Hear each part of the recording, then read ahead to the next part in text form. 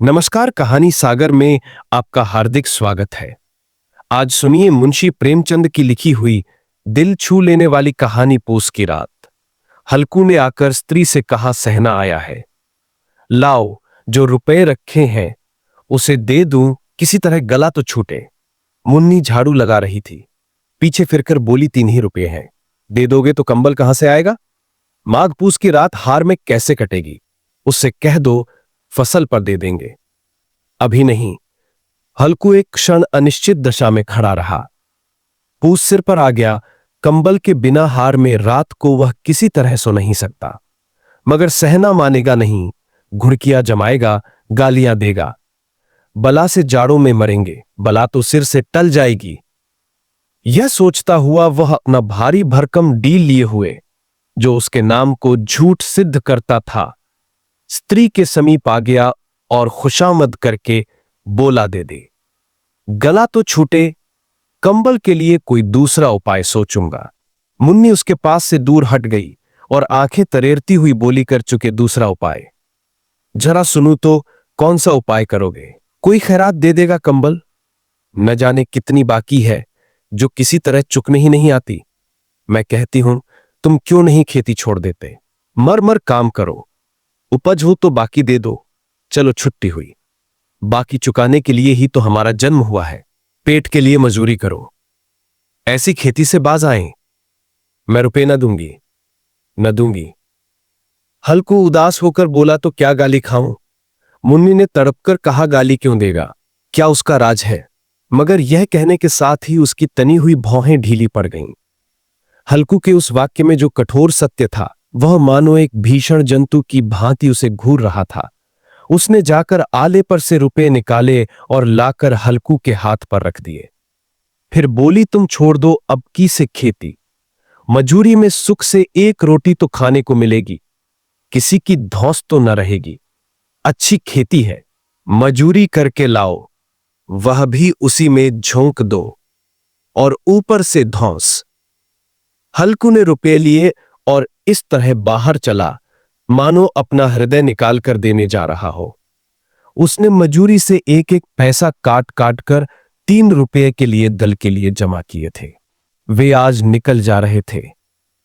एक एक पग के साथ उसका मस्तक मानो दीनता के भार से दबा जा रहा था। पूस की अंधेरी रात आकाश पर तारे भी ठिठुरते हुए मालूम होते थे।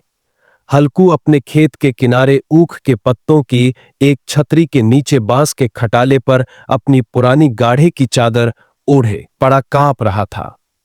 खाट के नीचे उसका साथी कुत्ता जबरा पेट में मुंह डाले सर्दी से कू कू कर रहा था। दोनों में से किसी को भी नींद नहीं आ रही थी। हल्कू ने घुटनों को गर्दन में चिपकाते हुए कहा, क्यों जबरा, जाड़ा लगता है? कहता तो था घर में पुआल पर लेट रहे, यहां क्या लेने आए थे? अब खाओ ठंड।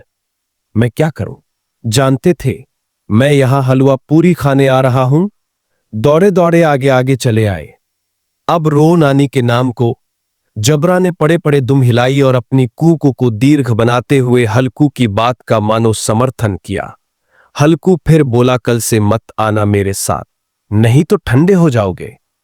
यह रान पछुआ न जाने कहां से बर्फ लिए आ रही है। उठूं, फिर एक चिलम भरूं, किसी तरह रात तो कटे। 8 चिलम तो पी चुका। यह खेती का मजा है।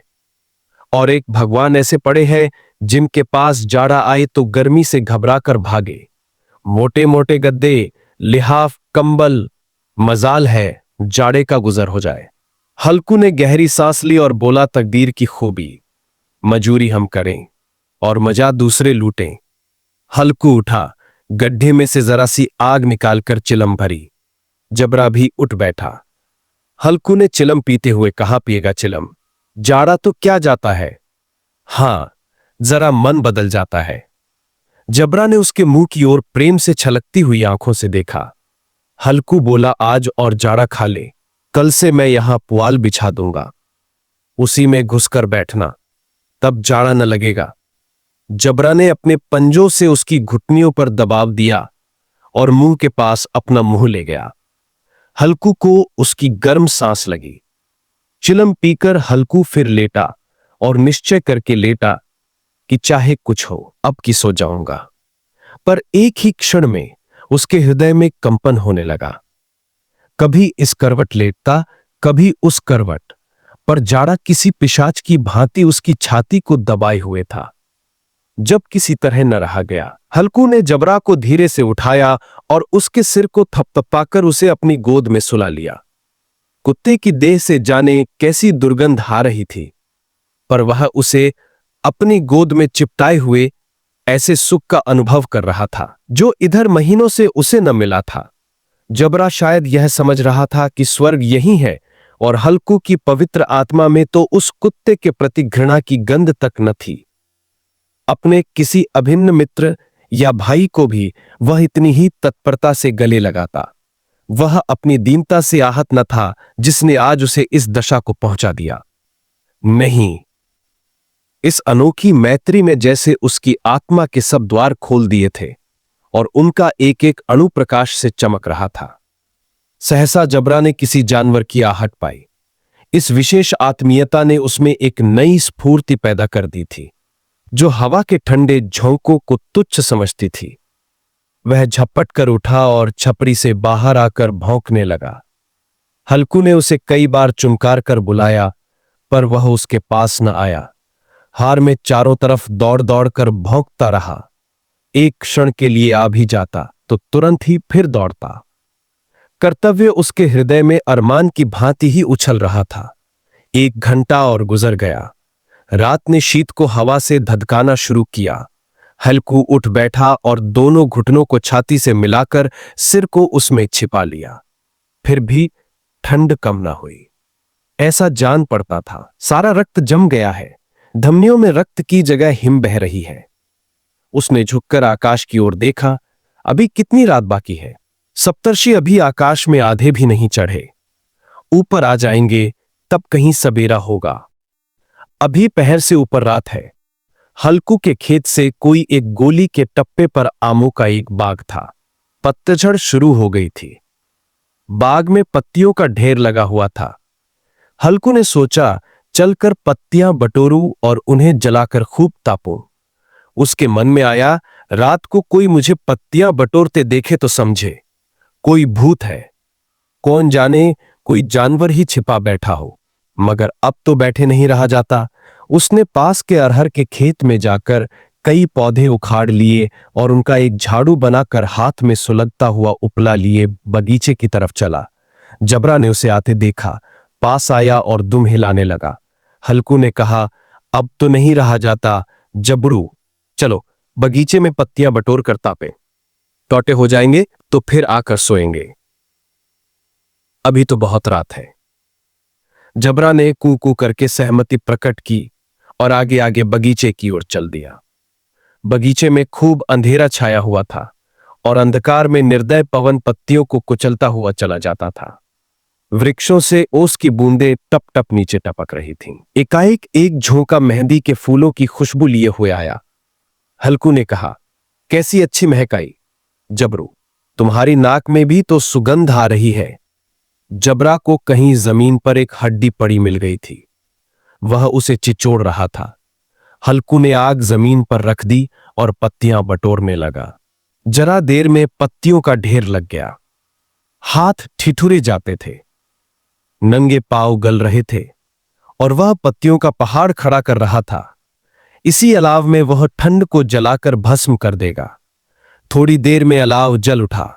उसकी लौ ऊपर वाले वृक्ष की पत्तियों को छू छू कर भागने लगी। उस अस्थिर प्रकाश में बगीचे के विशाल वृक्ष ऐसे मालूम होते थे मानो उस अथाह अंधकार को अपने सिरों पर संभाले हुए हों। अंधकार के उस अनंत सागर में यह प्रकाश एक नौका के समान हिलता मचलता हुआ जान पड़ता था। हल्कू अलाव के सामने बैठा आग ताप रहा था। एक क्षण में उसने दोहर उतारकर बगल में दबा ली, दोनों पांव फैला दिए मानो ठंड को ललकार रहा हो। तेरे जी में आए सोकर।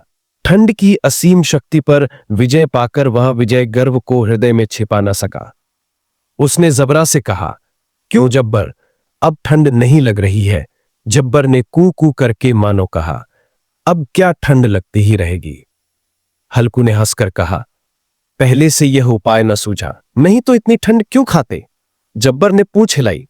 हल्कू बोला, अच्छा आओ इस अलाव को कूद कर पार करें, देखें कौन निकल जाता है। अगर जल गए बचा तो मैं दवा न करूंगा। जब्बर ने उस अग्नि राशि की ओर कातर नेत्रों से देखा। हल्कू हंसते हुए बोला, मुन्नी से कल न कह देना, नहीं तो लड़ाई करेगी। यह कहता हुआ वह उछला और उस अलाव के ऊपर से साफ निकल गया। पैरों में जरा लपट लगी, पर वह कोई बात न थी। जब्बर आग के गिर्द घूमकर उसके पास आ खड़ा हुआ। हल्कू ने कहा, चलो चलो, इसकी सही नहीं, ऊपर से कूद कर आओ। वह फिर कूदा और अलाव के इस पार आ गया। पत्तियां जल चुकी थीं। बगीचे में फिर अंधेरा छा गया था। राख के नीचे कुछ कुछ आग बाकी थी, जो हवा का झोंका आ जाने पर जरा जाग उठती थी, पर एक क्षण में फिर आंखें बंद कर लेती थी। हल्कू ने फिर चादर ओढ़ ली और गर्म राख के पास बैठा हुआ एक गीत गुनगुनाने लगा। उसके बदन में गर्मी आ गई थी, पर ज्यों ज्यों शीत बढ़ती जा रही थी, उसे आलस से दबाए ले रहा था। इतने में जबरा जोर से भूख कर खेत की ओर भागा। हल्कू को ऐसा मालूम हुआ कि जानवरों का एक झुंड खेत में आया है। शायद नील गायों का झुंड था। उनके कूदने दौड़ने की आवाजें साफ कानों में आ रही थीं। फिर ऐसा लगा कि जानवर खेत में चर रहे हैं। उनके चबाने की आवाज चरचर सुनाई देने लगी। हल्कू ने दिल में कहा, नहीं, जबरा के होते कोई जानवर खेत में नहीं आ सकता। नोच ही डाले, मुझे भ्रम हो रहा है। कहां, अब तो कुछ नहीं सुनाई देता। मुझे भी कैसा धोखा हुआ। उसने जोर से आवाज लगाई, जबरा जबरा। जबरा भूखता रहा, पर उसके पास नहीं आया। फिर खेत के चरे जाने की आहट मिली। अब वह अपने को धोखा न दे सका।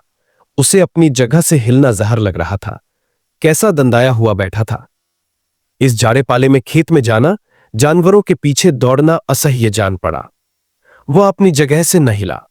उसने जोर से आवाज लगाई, हिलो हिलो हिलो। जबरा फिर जोर जोर से भूख उठा। जानवर खेत चर रहे थे। फसल तैयार थी। कैसी अच्छी खेती थी, पर ये दुष्ट जानवर उसका सर्वनाश किए डाल रहे थे।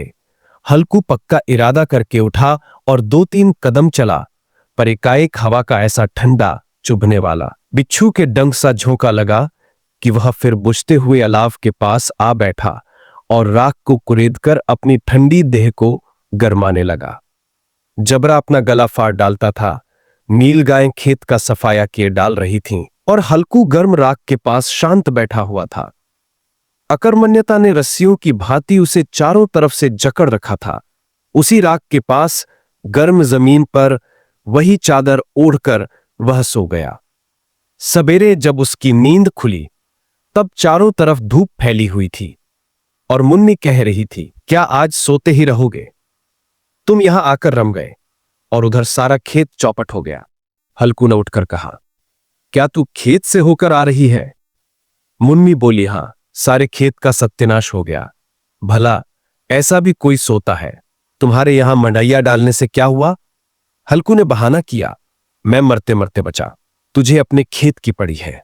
पेट में ऐसा दर्द हुआ कि मैं नहीं जानता हूं। दोनों फिर खेत के डांड पर आए। देखा, सारा खेत रौंदा पड़ा हुआ है और जबरा मंडैया के नीचे चित लेटा है, मानो प्राण ही न हो। दोनों खेत की दशा देख रहे थे। मुन्नी के मुख पर उदासी छाई थी, पर हल्कू प्रसन्न था। मुन्नी ने चिंतित होकर कहा, अब मजूरी करके मालगुजारी भरनी पड़ेगी। हल्कू ने प्रसन्न मुख से कहा, रात को ठंड में यहां सोना तो न पड़ेगा। आप सुन रहे थे मुंशी प्रेमचंद की लिखी कहानी पूस की रात।